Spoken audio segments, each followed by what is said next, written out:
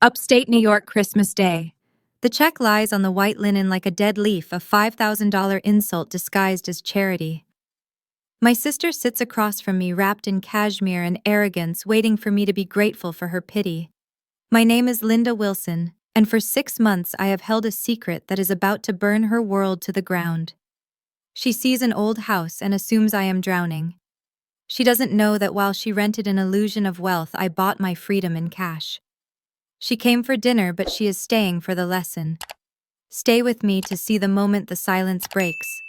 Like, share, comment, and subscribe to our channel. We always appreciate the time you spent here with us. The axe handle was smooth hickory worn dark by hands that weren't mine, but it fit my grip all the same. The air in the backyard was sharp enough to burn the lungs. It was 6 in the morning on Christmas, and the sun hadn't quite cleared the tree line to the east. The snow was hard-packed, crusted over with a layer of ice that crunched under my boots. I set a round of oak on the splitting stump.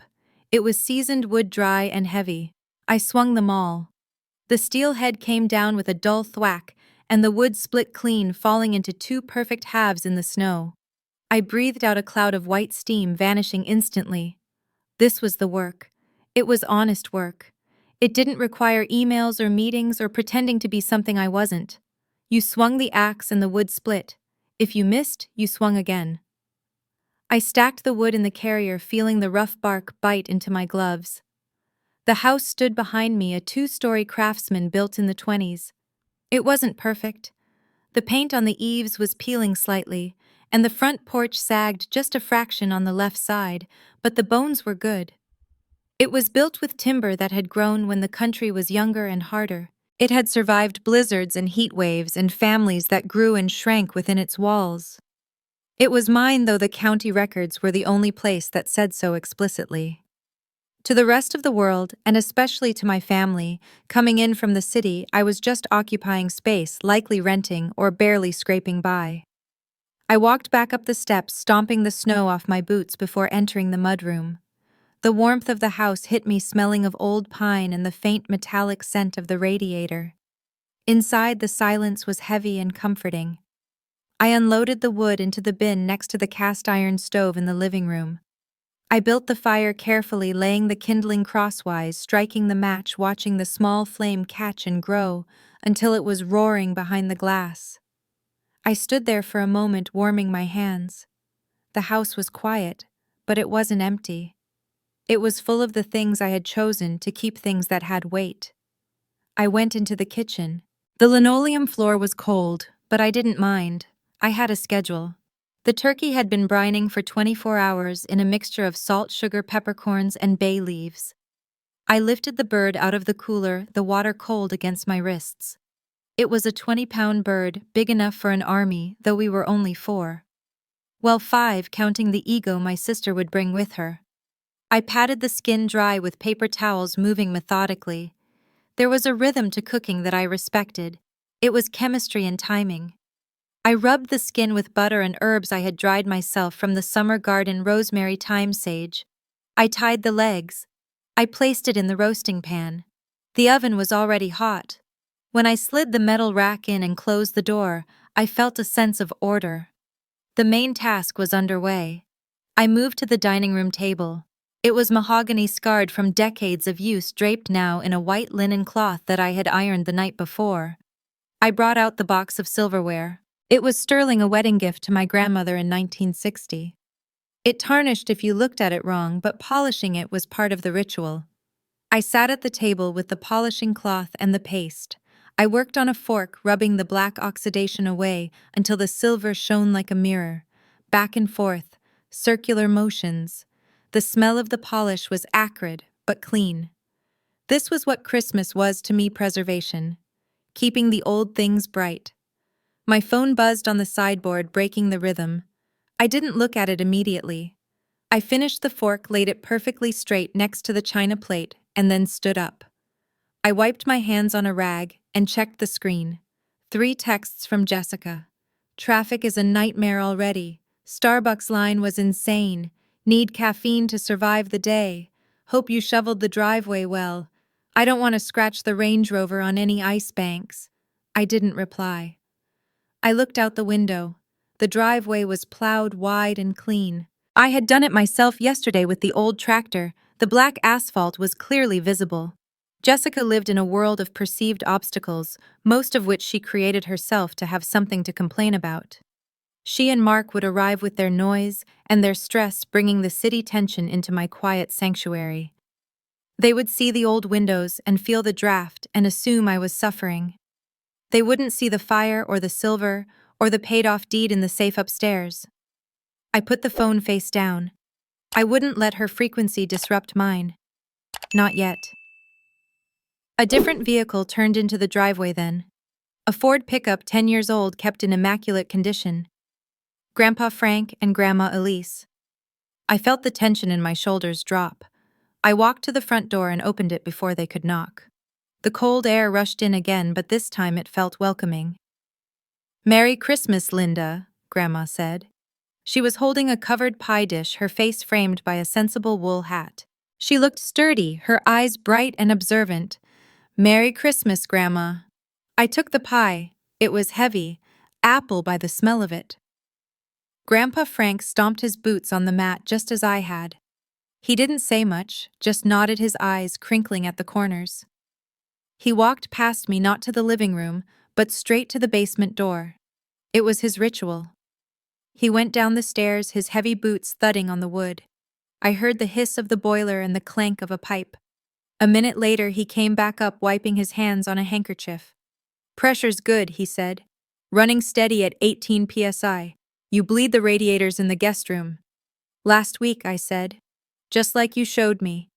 He nodded, satisfied. "Good girl. Keep the heat where you need it." He walked into the living room and stood by the fire I had built. He didn't critique the stacking or the draft. He just warmed his back, looking around the room. He knew this house better than I did. He had inspected the foundation before he wrote the check 6 months ago. He had walked the perimeter, checked the roof, and looked me in the eye and asked if I was ready for the work of owning a home. I had told him yes, and for 6 months I had proven it. "They here yet?" Grandma asked, taking off her coat and revealing a festive red sweater. She moved to the kitchen, immediately finding an apron. "Not yet," I said.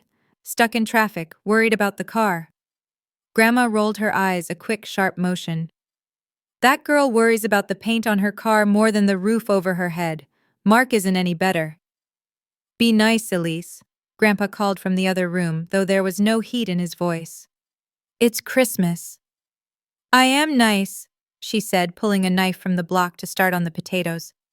"I'm realistic. There's a difference."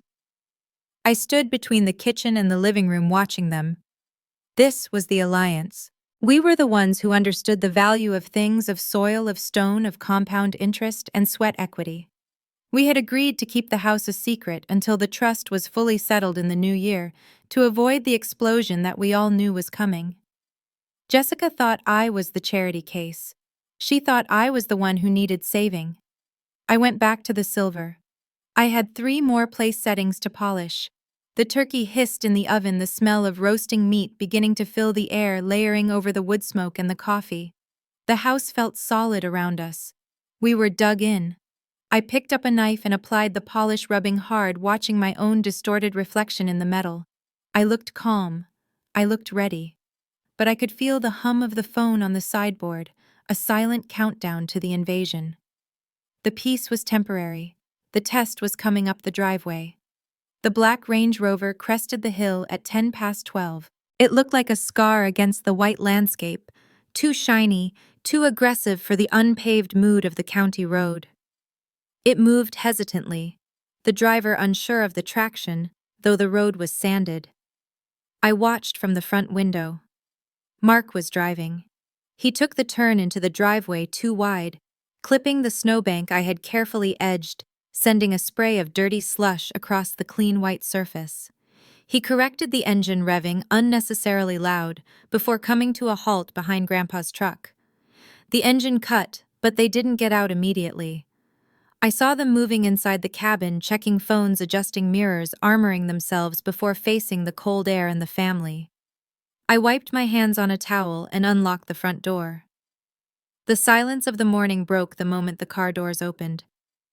"I told you the boots were in the back seat, Mark," Jessica's voice carried across the yard, high and thin. Now I have to change out here. Just walk fast, Jess. It's 20 feet. They emerged. Jessica was wearing a camel-colored coat that cost more than my first car wrapped tight around a dress that was entirely wrong for December in the north. She stepped gingerly onto the packed snow, her heels sinking slightly, throwing her off balance. She grimaced. Mark followed, wrestling with a stack of brightly wrapped gifts and a case of wine. He wore a designer pea coat that looked stiff, as if it had never been sat in. They smelled of the city, a mix of expensive leather, stale recycled air from the car, and a sharp floral perfume that hit me before they even reached the steps. "Merry Christmas," I said, holding the storm door open. Jessica brushed past me, bringing a gust of cold air and frantic energy into the mudroom. She didn't hug me. She handed me her coat. It wasn't a request, it was a reflex. She assumed there were hands to take it. "God, it's freezing," she said, rubbing her arms. "The heater in the Rover is on the fritz, or maybe it's just this latitude. I forgot how raw it gets up here." She looked at me, then really looked at me, scanning from my wool socks up to my flannel shirt and messy bun. Her eyes lingered on the flour smudge on my apron. "You look busy, wholesome." "Kitchen's warm," I said, hanging her coat on the peg next to Grandpa's oil-stained Carhartt. The contrast was violent. "Come in. Grandpa and Grandma are by the fire." Mark kicked the snow off his dress shoes against the doorframe a little too hard. "Traffic was a nightmare, Linda. Absolute gridlock until we hit the state line. People don't know how to drive." He dumped the gifts on the bench. "Where should I put the wine? It's a Cabernet blend, 94 points. Needs to breathe but not too warm." "Kitchen counter," I said. "I'll open it in a bit." We moved into the main house. The transition was immediate. Jessica stopped in the archway between the hall and the living room, and said, her posture straightened, a physical bracing against the environment. She scanned the room, the exposed beams, the slightly worn velvet of the armchair, the cast-iron stove. It wasn't a look of appreciation. It was an appraisal. "Oh, wow," she said, her voice dropping a register. "It's cozy. Really cozy, Linda." Cozy. The word was a weapon. In Jessica's vocabulary, cozy meant cramped. It meant cheap. It meant settling. "It holds the heat," I said. Grandma Elise came out of the kitchen, wiping her hands. "There you are. We were about to send a search party." Jessica's face softened into a practiced smile. "Hi, Grandma." She gave a quick air kiss embrace, careful not to touch her silk blouse to Grandma's apron. "We tried to leave early, but Mark had a call with Hong Kong that went late, and then the dog walker was late and—" "You're here now," Grandpa Frank said from his chair. He didn't get up, just raised his coffee mug. "Grab a drink. Sit down." But Jessica didn't sit. She was too wound up, vibrating with a nervous frequency that made the quiet room feel crowded. "I need a tour," she said, turning to me. "I haven't seen the place since you moved in. I want to see what you've done with it." "It's a house, Jess," I said. "You're standing in it." "Come on. Show me the kitchen. I'm dying for water anyway." She walked into the kitchen without waiting. I followed. The kitchen was the heart of the house, functional and clean. I had the turkey tented on the counter, resting. The sides were bubbling on the stove. It smelled of sage and roasted onions. Jessica walked in and stopped. She put her hands on her hips, spinning slowly in a circle. "It's got character," she said. She walked over to the counter. It was a laminate surface, a speckled cream pattern from the 90s. It was clean, unchipped, and perfectly serviceable. She tapped her fingernails on it. Click, click, click. The sound was hollow compared to stone. "You know," she said, tilting her head, "if you knock this wall down, the one to the dining room, you could put in an island. Open concept. It would make this feel so much bigger." I picked up a paring knife and started slicing lemons for the water. "The wall is load-bearing, Jess, and I like the dining room separate. Keeps the noise down." "Right, but visually," she pressed, tracing a seam in the laminate. "Visually, it's a bit claustrophobic. And this countertop, is this original?" "Probably. It works." "Sure it works. She laughed a short, breathless sound. But imagine quartz, white quartz with gray veining. It would brighten this whole side of the house up. You wouldn't feel so enclosed. She was rewriting my reality. She looked at the cast iron sink, the wooden cabinets that I had oiled by hand, and saw only things that needed to be demolished. She saw failure. I sliced the lemon, the knife biting into the wood of the cutting board. "I'm not looking to renovate right now," I said calmly. "I'm looking to eat dinner." Mark wandered in, then holding a glass of scotch he'd poured himself from the sideboard. He was already sweating slightly, the heat of the kitchen clashing with his heavy wool sweater. "Place has good bones," he said, echoing a real estate show he'd likely watched. He leaned against the refrigerator, which hummed loudly. "But the market out here? Oof. You see the comps lately, stagnant. Totally stagnant." "I didn't buy it for the comps, Mark," I said. "I bought it to live in." "Yeah, but it's an asset, Linda. You have to think about the equity." He took a large swallow of scotch. "We're leveraging our place in the city to pick up a rental in the Hamptons. Rates are killer. I mean absolute murder right now, floating around 7%. But you marry the house and date the rate, right? That's what they say." He laughed, but his eyes were darting around the room, twitching. He looked tired. Not the good kind of tired you get after splitting wood, but the deep, corrosive exhaustion of someone chasing a number that keeps moving. "Sounds stressful," I said. "It's the game," he said, waving his hand. "You got to be in the game. That's why we were telling you about that REIT fund last year. You miss the boat, you drown." "I'm swimming fine," I said. Jessica accepted the glass of water I handed her. She took a sip and frowned slightly, looking at the glass. It was a simple tumbler, likely from a dollar store years ago. "Is this tap?" "It's from the well," I said. "It's filtered." "It tastes minerally," she said. "We should get you a Brita pitcher next time we come up. Or a whole house system. Mark, remind me."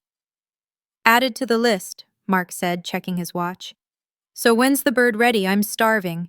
All we had was a croissant at a rest stop that cost $12 and tasted like cardboard." 20 minutes, I said. "Go sit. I'll bring some cheese." They left the kitchen, dragging their cloud of stress back into the living room. I stood there for a moment, gripping the edge of the laminate counter. It felt solid under my fingers. It didn't feel cheap. It felt paid for. I took a breath, centered myself, and followed them out. In the living room, the dynamic had shifted. Grandma was knitting her needles, clicking rhythmically. Grandpa was staring at the fire. Jessica and Mark were occupying the sofa, filling the space with noise. Jessica was digging through one of the bags she had brought in. "Oh, Linda, before I forget," she said. "I saw this, and just thought of you immediately." She pulled out a glossy hardcover book. She held it out to me with a beaming, benevolent smile. I took it. The title was embossed in gold, small spaces, big style budget solutions for the modern home. I looked at the cover. It showed a studio apartment in Brooklyn with plywood furniture and milk crate shelving. "I know it can be hard," Jessica said, her voice dropping to that sympathetic whisper again. "Trying to make an older place feel fresh without spending a fortune. There's a whole chapter on painting cabinets and using contact paper to cover old countertops. It looks just like marble, Linda. You can't even tell." I felt the weight of the book in my hands. It was an instruction manual on how to pretend to be wealthy. It was an insult wrapped in glossy paper. "Thanks, Jess," I said. I placed the book on the coffee table. I didn't open it. "And there's a gift card to IKEA in there too," she added. "For when you're ready to replace, some of the heavier pieces." She glanced at the grandfather clock in the corner, a piece that had been in the family for 80 years. She saw it as clutter. "Very generous," Grandpa Frank said. His voice was dry like old leaves. He didn't look up from the fire. "We just want to help," Mark said, swirling his ice. "We know it's tough out here. The rural economy is depressed. Wage stagnation is real." "We're doing okay," I said. I picked up the wine bottle Mark had brought. "I'm going to open this. Use the good glasses." "Please," Jessica said. "It's a special bottle. We were saving it for our anniversary, but we decided to bring it. Share the wealth, right? I walked to the sideboard and picked up the corkscrew. I twisted it into the cork, feeling the resistance. I turned it, the metal biting into the wood. Share the wealth. They sat on my furniture, drank my water, warmed themselves by my fire, and pitied me. They looked at my life and saw a vacuum that needed filling with their advice and their charity. I pulled the cork with a soft pop. It echoed in the room. Dinner will be ready soon, I said. I hope you're hungry. Famished, Mark said. Absolutely famished. He didn't know the half of it. I poured the wine, dark and red, into the crystal goblets. I watched the liquid settle. I was the hostess. I would feed them. I would listen to them. I would let them build their tower of condescension brick by brick until it was high enough to fall. I handed Jessica her glass. She took it by the bowl, smudging the crystal I had just polished. Cheers, she said. To family. To reality, I said softly. What? She asked. To family, I repeated, raising my glass. And a warm house. We drank. The wine was good, but it tasted like leverage. The dining room was heated by the wood stove in the adjacent parlor and the sheer thermal mass of the people gathered around the mahogany table. I brought the turkey out on the large ceramic platter. It was a golden brown, the skin crisp and glistening with rendered fat, smelling of thyme and roasted garlic. I set it down in the center of the table, flanked by the bowls of mashed potatoes, the green beans with almond slivers, and the cranberry sauce I had made from scratch, boiling the berries until they burst. It was a Norman Rockwell painting, if you didn't look too closely at the tension lines around my sister's mouth. It looks substantial, Jessica said. She swirled her wine, her third glass since arriving 40 minutes ago. The 94-point Cabernet was doing its work, flushing her cheeks and loosening the filter between her brain and her tongue. Carve it up, Mark, Grandpa Frank said. You're the man with the watch. Mark stood up, picking up the carving knife and fork. He attacked the bird with a little too much aggression, sawing rather than slicing. Knife's a bit dull, Linda. You need a sharpening stone. I can send you a link to a diamond grit one I use for my Japanese blades. It cuts fine, I said, passing the gravy boat to Grandma. Just follow the bone. He managed to hack off several thick slabs of white meat. We passed the plates. For a few minutes, the only sound was the clinking of silverware on china and the wind rattling the single-pane glass in the window frames. The wind was picking up outside, a low howl that made the candle flames flicker on the table. So, Jessica said, stabbing a green bean, how is the depot? The supply yard, I corrected gently. It's good. We had a record quarter. People are building again. Right. The lumber yard. She said it as if I worked in a coal mine. I just don't know how you do it, Linda. Up at dawn, lifting things, dealing with those contractors. It's so physical. Doesn't it drain you? It keeps me fit, I said. And I manage the logistics mostly now. I like the order of it. But surely you're looking for something else, Mark chimed in, chewing with his mouth slightly open. I mean, this is a job, not a career. You have a degree. You could be in the city. I could probably get your resume in front of HR at my firm. We need admin support. It pays 45 plus benefits. 45,000. In the city, that was poverty wages. Here I was making 60 managing the yard, but I didn't say that. I just took a sip of water. I'm happy where I am, Mark. Happy is relative, Jessica said. She leaned forward, her elbows on the table. Look around, Linda. You're 29. You're living in Grandma's old town in a house that, let's be honest, needs a bulldozer, single working manual labor. We worry about you. Mom and Dad worry about you. They seemed fine when I spoke to them yesterday, I said. Mom and Dad were in Arizona, retired. They stayed out of the cold, and out of the drama mostly. They don't see what we see, Jessica said. She gestured vaguely at the ceiling, where a small crack in the plaster ran from the corner to the light fixture. This place, it's oppressive. The energy is stagnant. It smells like old dust. It smells like dinner, Grandma Elise said sharply. She hadn't looked up from her plate. Eat your potatoes, Jessica.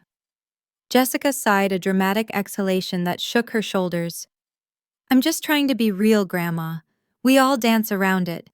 Linda is stuck. This house is an anchor around her neck. I can feel the draft from here. Do you know what heating oil costs? She's probably burning her paycheck just to keep the pipes from bursting. I put my fork down. My appetite was gone. I looked at my sister. She was wearing a sweater that cost $400, but her eyes were frantic. She needed me to be the failure. If I was the failure, then her maxed-out credit cards and the least life she lived didn't matter, because she was still winning by comparison. I managed the heat just fine, I said. Do you? Jessica challenged.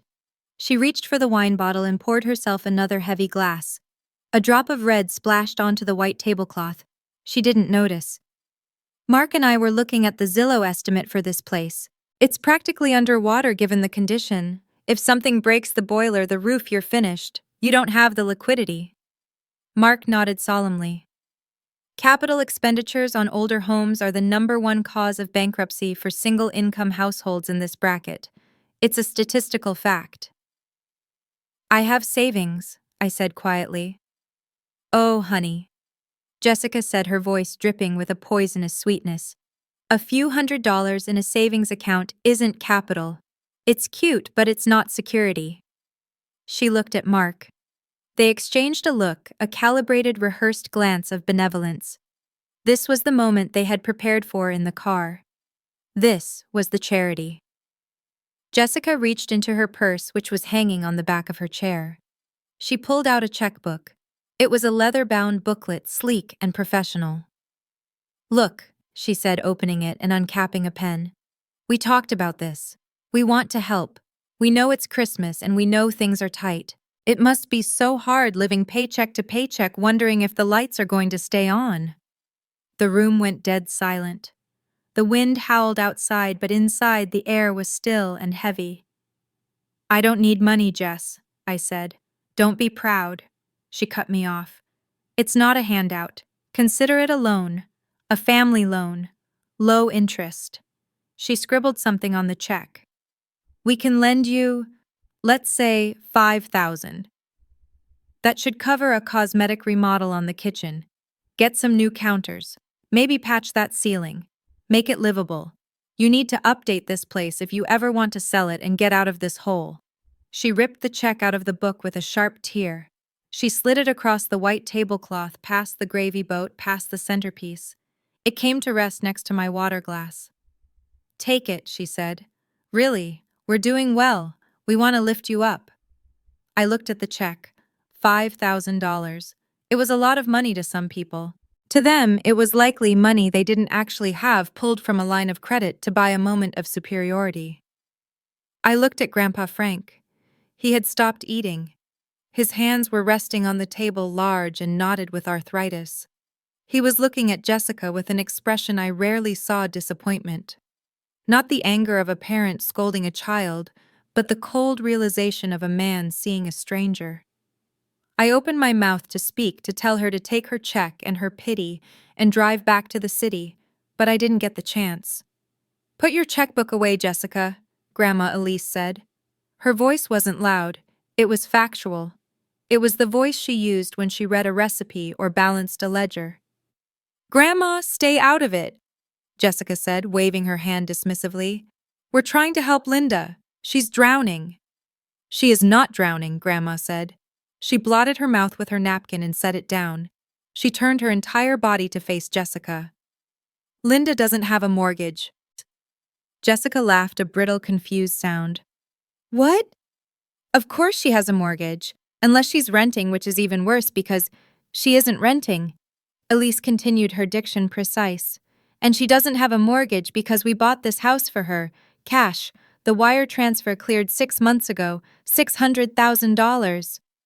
The silence that followed was absolute. It was a physical weight. Mark's fork stopped halfway to his mouth, a piece of turkey trembling on the tines. Jessica blinked, her mouth slightly open, the smile freezing on her face, like a mask slipping. What? Jessica stammered. You bought What do you mean? I mean exactly what I said, Grandma said. We bought the house. We put the deed in Linda's name. She owns it free and clear. She has zero debt. She has no payments. The money she earns at the yard goes straight into her pocket. Jessica looked at me, then at the check on the table, then back at Grandma. Her face was draining of color, the flush of the wine replaced by a sickly pallor. 600. That's our inheritance. You spent our inheritance. Grandpa Frank spoke then. His voice was deeper, vibrating through the table wood. It was our money, Jessica, to do with as we pleased, and we pleased to give it to the person who was there. I'm family too. Jessica's voice rose to a shriek. Why would you? How could you just give her a house? That's not fair. We're struggling with the arm on the condo, and Mark's bonus was cut, and… We know, Grandpa said. We know you're struggling. We see the cars you lease and the vacations you post online. You spend money to look rich. Linda spent time. Time, Jessica spat the word. 3 years, Grandma said softly. For 3 years while your grandfather was going through chemo and I was having my hip surgeries, Linda was the one driving us. She was the one mowing our lawn. She was the one sleeping in the chair at the hospital in Florida when the doctors weren't sure Frank would make it through the night. Grandma's eyes locked onto Jessica's. You were in Aspen that week, Jessica. I called you. You said the reception was bad and you'd call back. You never did. Jessica recoiled as if she had been slapped. She slumped back in her chair. We decided, Grandma went on, relentless in her calm, that we wanted to see Linda secure while we were still alive to enjoy it. We wanted to see her safe. She isn't living paycheck to paycheck, Jessica. She's the most secure person at this table. I looked at the check again. $5,000. It looked like a joke now. A Monopoly money prop. I don't understand, Mark muttered, finally lowering his fork. He looked dazed. No mortgage, no interest. The concept seemed to short-circuit his brain. That's an incredible position. The equity… It's not equity, Mark, I said. My voice sounded loud in the quiet room. It's a home. Jessica stared at me. Her eyes were wet, but it wasn't sadness. It was rage. It was the fury of someone who had built their entire self-worth on being better than someone else, only to find out the scoreboard had been broken the whole time. She looked at the laminate counter she had mocked. She looked at the cracked plaster. She realized now that these weren't signs of poverty. They were choices. I didn't fix them because I didn't have to impress anyone. I didn't have a bank breathing down my neck demanding the asset appreciate. You let me make a fool of myself, she whispered. You sat there and let me offer you money. You wanted to offer it, I said. You needed to offer it. You lied to me. I didn't say a word, I said. You told me who I was. You told me I was broke. You told me I was failing. I just listened. I picked up the check. The paper felt crisp. I looked at her signature, a spiky, illegible scrawl that looked like barbed wire. I appreciate the gesture, Jess, I said, but I think you need this more than I do. I slid the check back across the table. It spun slowly on the linen, coming to a stop right in front of her wine glass. Jessica stared at it. Her hands were trembling. She didn't pick it up. She looked at Mark, but he was staring at the wall, doing mental math, realizing that the poor relation had a net worth that likely eclipsed theirs by $500,000. Pie? Grandma asked into the silence. It's apple. Linda picked them from the tree out back. The check lay on the white tablecloth like a dead leaf. Jessica stared at it, her chest rising and falling in shallow, rapid breaths. The silence in the room wasn't empty. It was pressurized. It pressed against the windows where the snow was piling up, and it pressed against the four of us sitting in the candlelight. The fire in the wood stove popped a sharp crack that made Mark flinch. He looked at the check, then at me, then at the ceiling, as if calculating the structural integrity of the beams he had just insulted. I feel ambushed, Jessica said finally. Her voice was trembling, trying to find a foothold on a cliff that had just crumbled away.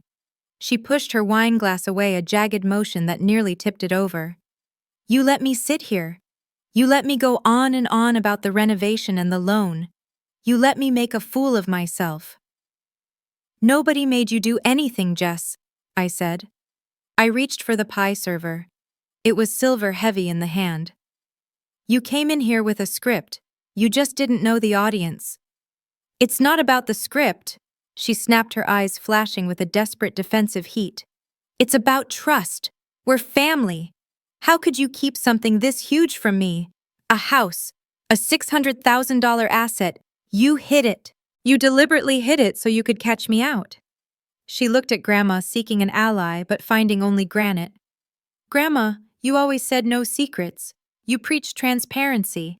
And then you go and do this behind my back. Do you know how that feels? It feels like you don't trust me. We don't, Grandpa Frank said. He didn't shout. He didn't even raise his voice. He said it with the same flat, undeniable certainty he used when talking about the weather or the tides. He cut a piece of turkey on his plate, though he didn't eat it. Frank, Jessica gasped. That's horrible. It's the truth, he said, looking up.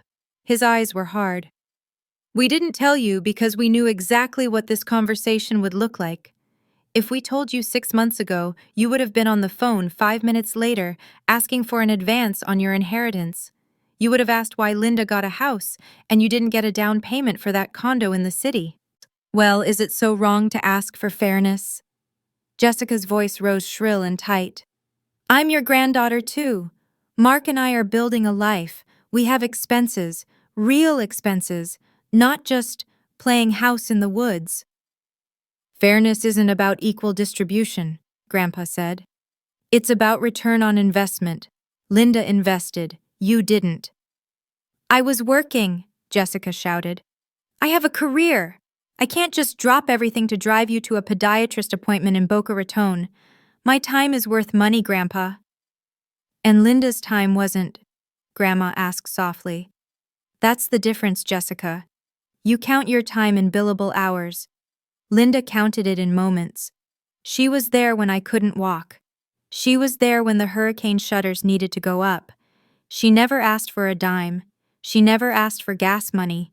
She just showed up. So she gets a house, Jessica said, bitterness coating every word.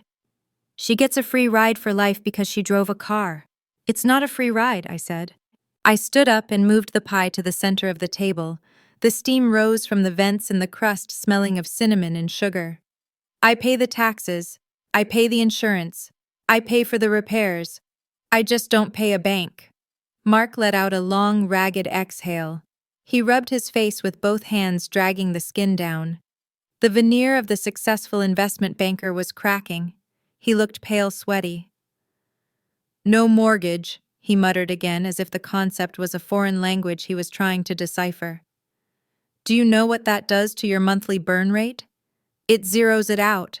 Your disposable income must be...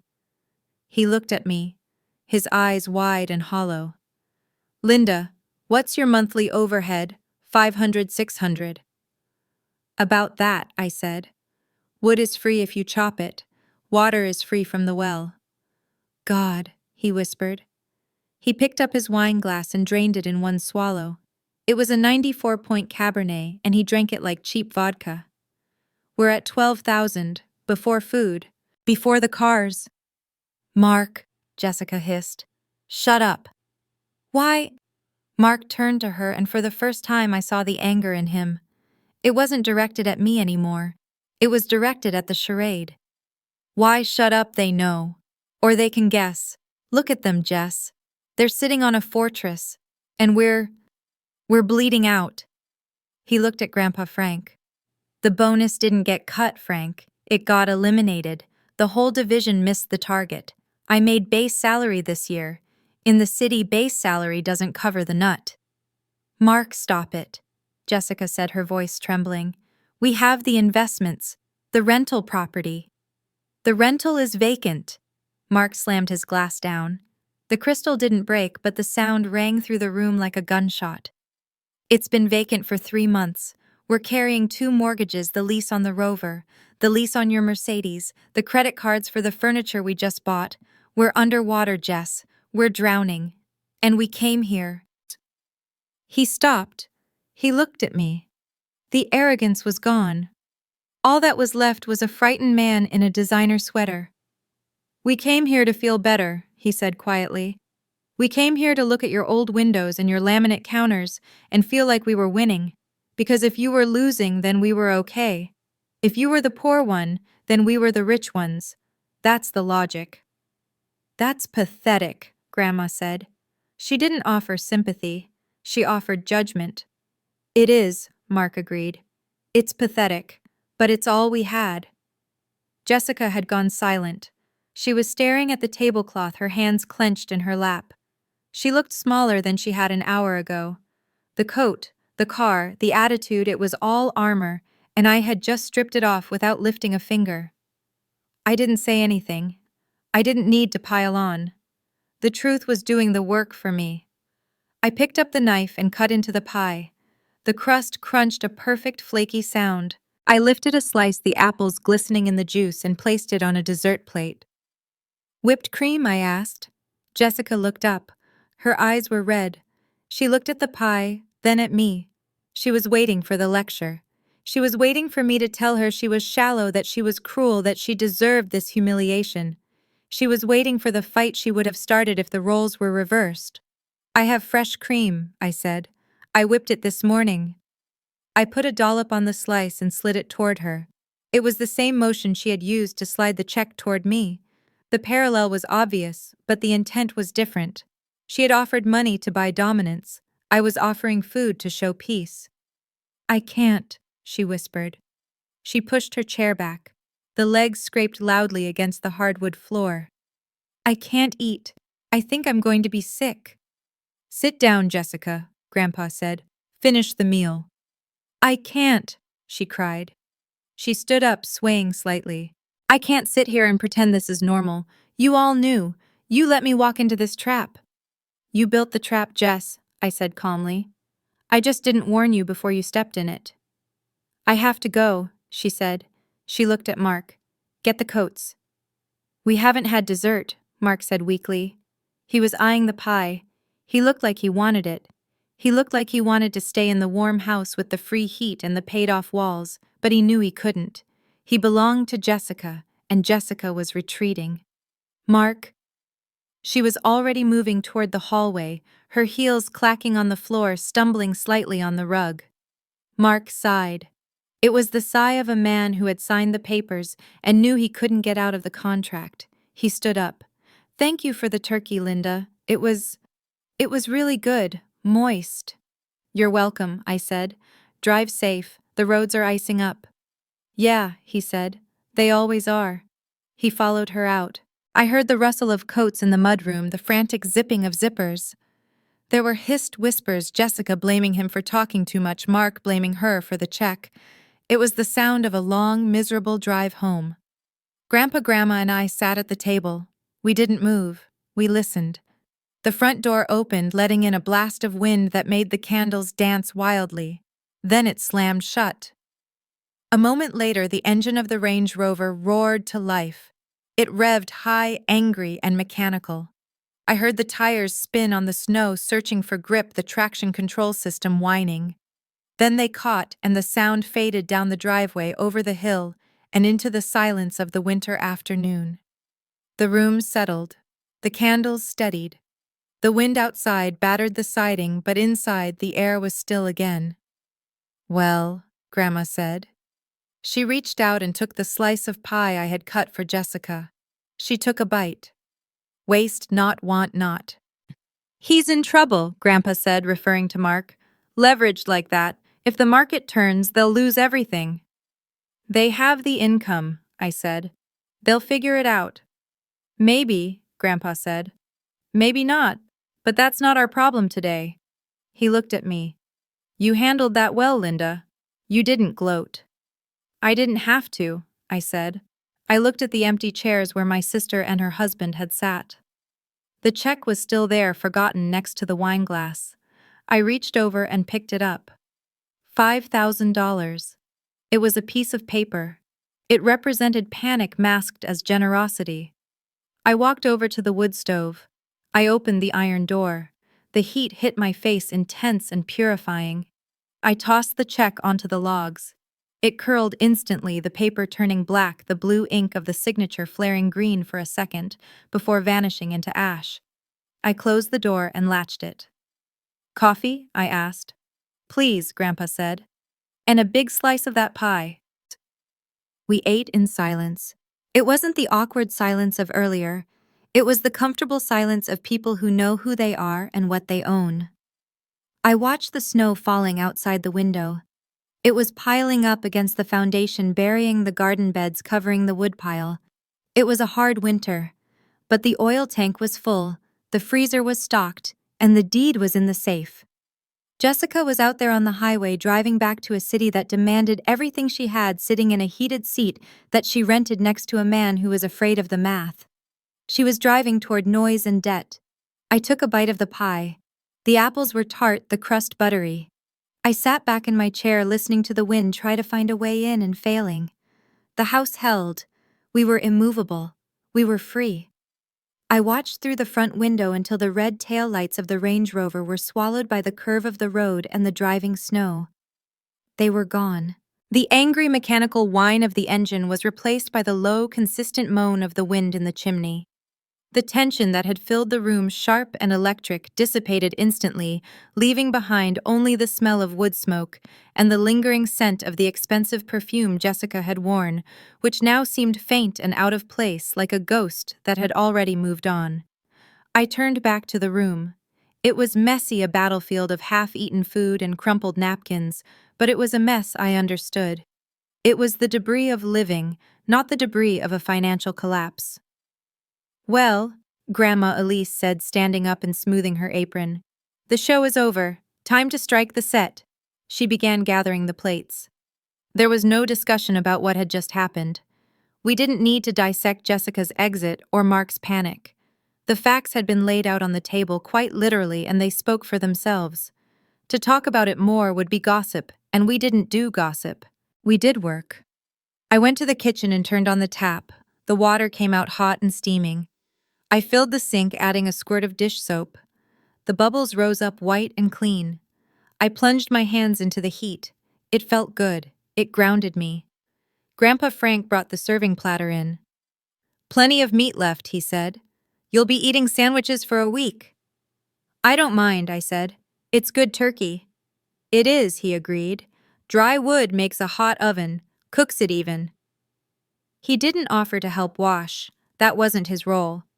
He went to the back door to check the wood box, then he moved through the house, checking the latches on the windows. I could hear him moving the heavy tread of his boots, a rhythmic thudding against the floorboards. It was the sound of security. Grandma brought the crystal goblets to the sink. I took the one Mark had used. It still had a crimson stain at the bottom, the dregs of the 94-point Cabernet. I rinsed it out. The red wine swirled down the drain, disappearing into the septic system I had pumped last month. I washed the rim where his mouth had been scrubbing away the trace of him. I dried it with a linen towel and held it up to the light. It was clear again. It was just a glass. It didn't hold any leverage over me. We worked in a comfortable silence. The clinking of china and the rush of water were the only sounds. We washed the silver forks, the ones I had polished that morning. We washed the roasting pan, scrubbing the burnt bits of skin and rosemary until the metal shone. We put the leftovers in containers. The kitchen, which Jessica had called claustrophobic, felt efficient. Everything was within reach. I didn't need to walk around an island to get to the fridge. I pivoted, I reached, I worked. The space fit me. When the last dish was dried and put away, the kitchen was restored. The counters were wiped down. The dishwasher was silent. The house felt lighter, as if it had exhaled. Grandma took off her apron and folded it neatly, placing it on the counter. "We should head out, Frank," she called out, "before the roads get any worse. The plow hasn't been by in an hour." Grandpa came back into the kitchen. He had his heavy coat on already. He looked at me. "You good for wood?" I have enough inside for 2 days, I said. And the stack on the porch is full. Good, he said. Don't let the fire die down too low tonight. It's going to drop below 0. I won't. He paused, his hand on the doorknob. He looked around the kitchen, his eyes resting on the walls, the ceiling, the floor. You held your ground, Linda. That's the most important thing. You didn't let them buy you out of your own reality. I learned from the best, I said. He cracked a smile, brief and dry. Merry Christmas. Merry Christmas, Grandpa. I hugged Grandma. She smelled of vanilla and wool. She held me tight for a second, a transfer of strength. Enjoy the quiet, she whispered. You earned it. I watched them leave. They walked to the truck, moving carefully on the ice. Grandpa helped her in, then walked around to the driver's side. The Ford started with a reliable roar. He backed out his headlights, cutting twin beams through the falling snow, and then they were gone too. I was alone. I locked the front door, throwing the heavy deadbolt. The sound was a solid thunk. I walked through the house, turning off the lamps one by one. The dining room went dark. The hallway went dark. I left only the lights on the Christmas tree in the living room, casting a soft, multicolored glow across the floor. The silence was different now. It wasn't the waiting silence of the morning, and it wasn't the heavy silence of the argument. It was a sovereign silence. It belonged to me. I walked to the window and looked out. The world was black and white. The snow was falling harder now, erasing the tire tracks in the driveway. By morning, there would be no sign that anyone had been here. The ruts from the Range Rover, the skid marks from their hasty exit, it would all be smoothed over, buried under fresh, clean powder. Jessica and Mark were out there in it, fighting the friction, burning gas, stressing about the ice, driving back to a condo they didn't own and a life they couldn't afford. They were slaves to the interest rates and the opinions of people they hated. I turned away from the window and walked back into the kitchen. I stood there in the semi-darkness. I walked over to the counter. The laminate that Jessica had tapped with her manicured fingernails, the surface she had sneered at, calling it cheap. I ran my hand over it. It was cool and smooth. It had a small scratch near the sink from a knife slip years ago, and a faint ring near the stove where a hot pot had sat too long. I pressed my palm flat against it. I didn't feel the lack of quartz. I didn't feel the absence of marble. I felt the solid wood of the cabinets underneath. I felt the floor joists holding me up. I felt the foundation buried deep in the frozen earth, stone on stone, immovable. I thought about the bank statement in the safe upstairs. Balance positive. Debt 0. Mortgage 0. I didn't have a view of the city skyline. I didn't have a concierge. I didn't have a granite island. But I could stand here in the middle of my kitchen and know that no one could put me out.